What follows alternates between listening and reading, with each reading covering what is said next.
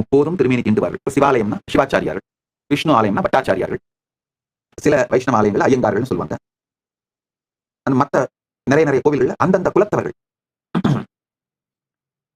யார் பூஜை பண்றாங்களோ, திருமேனி தீண்டி பூஜை பண்றாங்களோ, அந்த திருமேனி தீண்டி பூஜை பண்றவங்க அந்த தெய்வத்தோட லிவிங் ரெப்ரசன்டேட்டிவ்.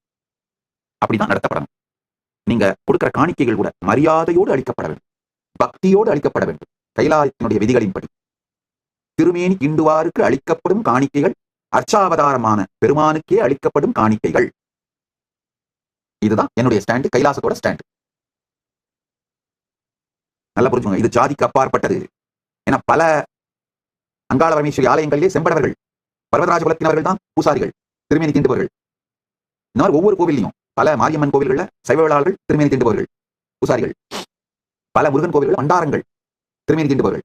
சோ இது ஜாதிக்கு அப்பாற்பட்டு யார் அந்த ஆலயத்திலே முப்போதும் திருமேனி தீண்டி பூஜை செய்கின்றார்களோ அவர் அந்த அர்ச்சாவதாரம், அந்த இறைவனோட லிவிங் ரெப்ரசன்டேட்டிவ். கைலாயத்தினுடைய சட்டங்கள்ல ஒரு படி மேல போய் எழுதி வச்சிருக்கேன். பில்லுல என்ன எழுதி வச்சிருக்கேன்னா, அந்த டெய்டி வந்து பர்பெச்சுவல் மைனர், அந்த டெய்டியோட ரெப்ரசன்டேட்டிவே அந்த பூஜாரி தான்.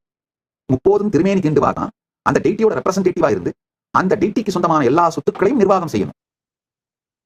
இவருடைய வார்த்தை அந்த டெய்டியோட வார்த்தை.